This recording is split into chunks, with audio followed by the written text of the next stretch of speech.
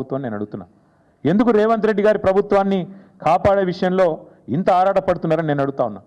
ఇక ముఖ్యమంత్రి గారి గురించి అయితే చెప్పాల్సిన అవసరం లేదు. ఆడ జింకలే లేవు, గుంటనక్కలు ఉన్నాయన్నారు. ఇవాళ గుంటనక్క ఎవరో సుప్రీంకోర్టు చెప్పింది. నిన్నటిదాకా ప్రచారం చేశారు, ఏఐ జనరేటెడ్ వీడియోలు అని చెప్పి కేసులు కూడా పెట్టారు. ఆఖరికి ఇంత మూర్ఖపు ప్రభుత్వం అంటే రీట్వీట్ చేస్తే కూడా కేసు పెట్టారు, ఏఐ జనరేటెడ్ వీడియోలని. అరే నేను అడుగుతా ఉన్నా, మరి నిన్న గవాయి గారు అన్నారు అది ఏఐ జనరేటెడ్ కాదు, మన్ను కాదు, మేము చూసినాం వీడియోలు, ఆ మూగజీవుల ఆర్తనాదాలు విన్నాం. మరి గవాయి గారి మీద కూడా కేసు పెడతావా?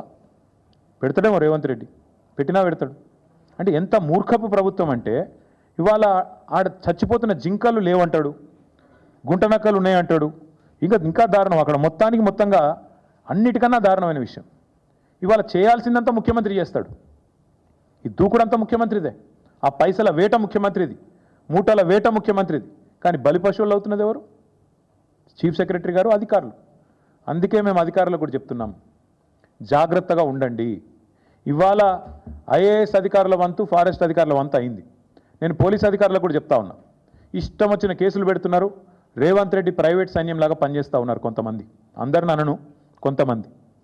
ఆ కొంతమందికి నేను చెప్తున్నా, మిమ్మల్ని కూడా వదిలిపెట్టాం, మీ మీద కూడా సుప్రీంకోర్టుకు పోతాం. ఇష్టానుసారం చెలరేగిపోయి అడ్డమైన కేసులు పెడుతున్న పోలీస్ అధికారులు ఎవరైతే ఉన్నారో ఆ కొంతమందికి నేను చెప్తా ఉన్నా, అందరినీ కాదు, అందరూ ఉలిక్కిపడాల్సిన అవసరం లేదు. ఎవరైతే రేవంత్ రెడ్డి ప్రైవేట్ ముఠాలాగా పనిచేస్తున్నారో వాళ్ళకి నేను చెప్తున్నా, మీరు కూడా సుప్రీంకోర్టుకు పోయి మేము మిమ్మల్ని కూడా బయట పెడితే మీరు కూడా ఊచలు లెక్క పెట్టాల్సి వస్తుంది. మీరు కూడా సుప్రీంకోర్టుతో తలవాచి తిట్లు తినాల్సి వస్తుంది. మీకు కూడా ఇగో వీళ్ళకి పట్టిన గతే మీకు కూడా పడుతుంది. జాగ్రత్తగా ఉండండి. ఖచ్చితంగా పోతాం. ఇప్పటికే రీట్వీట్లు చేస్తే కేసులు, దానికి కూడా కేసు పెడతారండి. ప్రపంచంలో ఎక్కడ చూడలేదు ఇది. అంటే ఇంత మూర్ఖంగా మరి ఈ ప్రభుత్వం చేస్తున్న వ్యవహారాన్ని ఇవాళ సుప్రీంకోర్టు ఏదైతే ఎండగట్టిందో వారికి అభినందనలు తెలియజేస్తూ మరి మేము కూడా ఎదురు చూస్తాం. ఇవాళ 17వ తారీఖు నెలాఖరు దాకా చూస్తాం. ఎందుకంటే మోడీ గారి ప్రభుత్వం నిజంగా వారు ఏమైనా చెప్పేది నిజమా కాదా, బీజేపీకి ఏమైనా చిత్తశుద్ధి ఉన్నదా లేదా చూస్తాం. తర్వాత కూడా ఓపికగా కేంద్ర ప్రభుత్వ సంస్థల దగ్గరికి పోతాం. మా మీటింగ్ కూడా ఉంది ఏప్రిల్ 27. అది అయిపోయాక కేంద్ర ప్రభుత్వ సంస్థల దగ్గరికి మా పార్టీ నుంచి పోతాం. పోయి వారికి ఆధారాలతో సహా మళ్ళీ ఇస్తాం, ఫిజికల్గా ఇస్తాం. అప్పుడు కూడా స్పందించకపోతే ప్రజాక్షేత్రంలో బీజేపీని కూడా తప్పకుండా ఎండగడతాం. మీకు చిత్తశుద్ధి లేదు, రేవంత్ రెడ్డి ప్రభుత్వాన్ని కాపాడుతున్నదే మీరు అని చెప్పాల్సి వస్తుంది.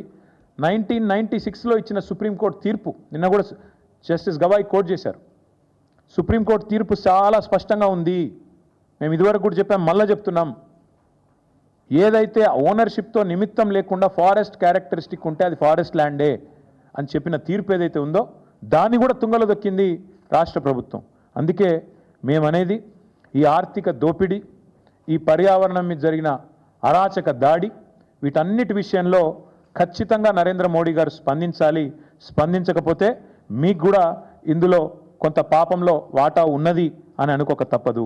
చివరిగా నేను మళ్ళీ ఒకసారి అడుగుతా ఉన్నా, మళ్ళీ రాష్ట్ర ప్రభుత్వాన్ని అడుగుతున్నా, మేమేమే బెబ్బెబ్బే కాదు, ఎవరినో అడ్డం పెట్టుకొని శిఖండి రాజకీయం చేయడం కాదు. చిత్తశుద్ధి ఉంటే ముఖ్యమంత్రి రేవంత్ రెడ్డి బయటికి రావాలా. ఫార్ములా ఈ కేసులో నా మీద ఏదో అడ్డమైన ఆరోపణలు చేస్తే నేను చెప్పిన, నేను